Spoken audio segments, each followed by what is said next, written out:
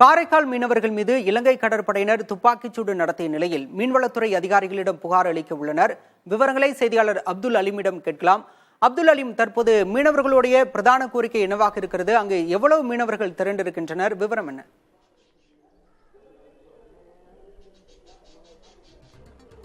பாலசுப்ரமணியன், இந்த காரைக்கால் அடுத்த கிளிஞ்சல்மேடு மீனவ கிராமத்தை சேர்ந்த ஆனந்தவேல் என்பவருக்கு சொந்தமான விசைப்படகில் கடந்த 26ஆம் தேதி காரைக்கால், நாகப்பட்டினம், மயிலாடுதுறை உள்ளிட்ட பகுதிகளை சேர்ந்த 13 மீனவர்கள் இந்த நடுக்கடலுக்கு மீன்பிடிக்க சென்றனர்.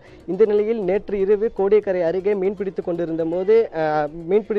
கொண்டிருந்த போது எல்லை தாண்டி மீன்பிடித்ததாக கூறி இலங்கை இந்த கடற்படையினர் துப்பாக்கி சூடு நடத்தி அவர்களை இந்த கைது செய்துள்ளனர். இந்த நிலையில் அவர்களுக்கு இந்த கைது செய்யப்பட்ட மீனவர்கள் மற்றும் அவர்களது இந்த படகுகளை விடுதலை செய்ய வேண்டும் என்று அவர்கள் உறவினர்கள் கண்ணீர் மல்க கோரிக்கை வைத்துள்ளனர். இந்த நிலையில் இது குறித்து அவங்களோட இந்த உறவினர்கள் அவங்களோட கேட்போம். யார் போயிருக்கிற படகுல என்ன மாதிரி கோரிக்கை வச்சிருக்கீங்க? என் கணவர் அங்கே போட்டுக்கு போயிருக்காங்க. இதில் 13 பேரும் போட்டுக்கு அங்கே போயிருக்காங்க. 13 பேர் குடும்பமும் இங்கே தான் இருக்குது. நேற்று போட்டு 11 மணிக்கு பிடிச்சாங்க. நைட்டு 11 மணிக்கு பிடிச்சான்னு சொன்னாங்க. இது வரைக்கும் அதை எனக்கு என்னன்னு எங்களை கண்ணில் காமிக்கவே இல்லை. துப்பாக்கி சூடு நடத்துனாங்கன்னு சொல்கிறாங்க. அவங்களுக்கு என்ன நடந்துச்சுன்னு எங்களுக்கு தெரியல. அவங்கள கண்ணில் காமிக்கவே இல்லை. இது எவ்வளோ நியூஸ்லாம் வந்து பார்த்துட்டு போனாங்க. எங்களை தான் காமிக்கிறாங்களே தவிர அவங்கள நாங்கள் பார்க்க முடியல. அவங்க யாருக்கு என்ன நடந்துச்சுன்னு எங்களுக்கு தெரியல. தயவு செஞ்சு அவங்கள கண்ணில் காட்டுங்க. அவங்கள எங்களுக்கு காமிங்க. ஒவ்வொரு குடும்பமும் 13 குடும்பத்துல உள்ளவங்க நீங்க தவிக்கிறாங்க. நாங்க பிள்ளைங்களாம் பசியோட சாப்பாடு கூட இல்லாம எங்க அப்பா எங்க அம்மா எங்கன்னு கேட்டுட்டு உட்கார்ந்துருக்கோம். எங்களால முடியல ஐயா. எங்க படகு நாங்க 1 கோடி 2 கோடிக்கு செலவு பண்ணி நாங்க போட்டு வாங்கினோம். 10 வட்டிக்கு போட்டு வாங்கி நாங்க 4 மாசம் உள்ள போட்டு வாங்கி கடனை நாங்க அவங்களுக்கு கடன்காரங்களுக்கு பதில் சொல்ல கூட எங்களுக்கு முடியல.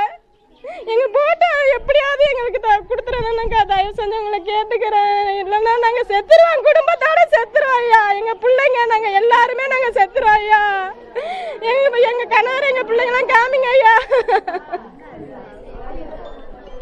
தாக்கப்பட்ட மீனவர்கள் உட்பட 13 மீனவர்கள் மற்றும் அவர்களது விசைப்படகை உடனடியாக விடுதலை செய்ய வேண்டும் என்று மீனவர்களின் உறவினர்கள் மத்திய மாநில அரசுகளுக்கு கோரிக்கை வைத்துள்ளனர். அப்துல் அலீம், நாம் காட்சிகளை பார்க்க முடிகிறது. உறவினர்கள் சற்று பரபரப்பாக இருக்கக்கூடிய சூழல் இருக்கிறது. அங்கு என்ன நிகழ்ந்திருக்கிறது? அது பற்றிய விவரம் என்ன?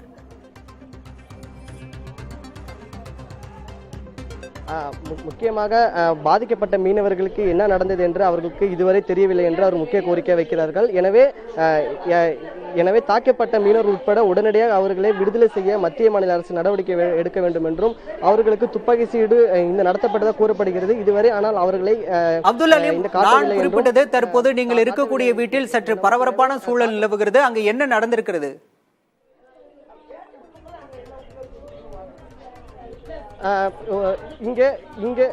இங்க பாதிக்கப்பட்ட மீனவர்கள் இந்த குடும்பத்தினர் அனைவரும் இங்கே ஒன்று கூடி கண்ணீர் மல்க கோரிக்கை வைத்து வருகின்றனர். காரைக்கால் மீனவர்களை இலங்கை கடற்படையினர் துப்பாக்கி சூடு நடத்தி கைது செய்துள்ள நிலையில் தற்போது அவர்களுடைய உறவினர்கள் கண்ணீர் மல்க கோரிக்கை விடுக்கின்றனர். அவர்களுடைய கண்ணீரை பார்க்கின்ற போது இந்த வரிகள் தான் ஞாபகத்துக்கு வருகின்றன. கரைமேல் பிறக்க வைத்தாய், கண்ணீரில் மிதக்க வைத்தாய் என்ற வரிகள் தான் நமக்கு நினைவுக்கு வருகின்றன. களத்திலிருந்து விவரங்களை வழங்கியமைக்கு நன்றி அப்துல் அலீம். இது தொடர்பாக பேசுவதற்காக இலங்கையிலிருந்து செய்தியாளர் கஜேந்திரன் இணைந்திருக்கிறார். பத்திரிகையாளர் சார், வணக்கம் சார். தொடர்ச்சியாகவே இலங்கை கடற்படை இந்திய விஜயத்திற்கு பிறகு கூட இலங்கை அதிபர் ஒரு உத்தரவாதத்தை கொடுத்திருந்தார். நல்லிணக்கத்தோடு செயல்படுவோம் என்ற உத்தரவாதத்தை கொடுத்திருந்தார். ஆனாலும் இந்த கைது நடவடிக்கை தொடர்கிறது. உங்களுடைய பார்வை என்ன? நேற்றைய தினம் இந்திய மீனவர்கள் யாழ்ப்பாண கடற்பரப்புக்குள் அத்துமுறை உள்நுழைந்து மீன்பிடி நடவடிக்கைகள் ஈடுபட்டுக் கொண்டிருந்த வேளை கடற்படையினரால் இந்த துப்பாக்கி சூடு சம்பவமானது முன்னெடுக்கப்பட்டிருந்தது. இதன்போது காரைக்கால் பகுதியைச் சேர்ந்த 28 மற்றும் 26 மற்றும் 28 வயதுடைய 2 மீனவர்கள் இவ்வாறு காயமடைந்துள்ளனர். அந்த வகையில் காயமடைந்த மீனவர்கள் தற்போது யாழ்ப்பாணம் போதனா வைத்தியசாலையில் சிகிச்சை பெற்று வருவதாகவும் 2 மீனவர்களின் இடது கால்களிலும் இந்த துப்பாக்கிச் சூட்டு சம்பவம் இடம்பெற்றுள்ளன. எல்லை தாண்டி மீனவர்கள் மீன்பிடி நடவடிக்கையில் ஈடுபட்டுக் கொண்டிருக்கும் போது இலங்கை கடற்படையினர் தமது நடவடிக்கையை மேற்கொள்வது வழமை. அந்த வகையில் இம்முறை இந்த துப்பாக்கிச் சூட்டு சம்பவத்தினை மேற்கொண்டிருந்தார்கள். அந்த வகையில் அவர்கள் இந்த துப்பாக்கிச் சூட்டு சம்பவத்தினால் காயமடைந்துள்ளார்கள். வலிமையாகவே கைது செய்யப்படுகின்ற மீனவர்கள் கடற்படையினரால் நீரியல் வள திணைக்களத்திடம் ஒப்படைக்கப்பட்டு நீரியல் வள திணைக்களத்தினரே அவர்களுக்கு எதிராக நீதிமன்றத்தில் வழக்கு தாக்கல் செய்வது வழமை. ஆனால் இம்முறை 2 மீனவர்கள் காயமடைந்த காரணத்தினால் அவர்கள் போலீசாரிடம், அதாவது காங்கிரஸ் போலீசாரிடம் ஒப்படைக்கப்பட உள்ளனர். ஒப்படைக்கப்பட்ட பின்னரே அவர்களுக்கான நடவடிக்கைகள் மேற்கொள்ளப்பட உள்ளன.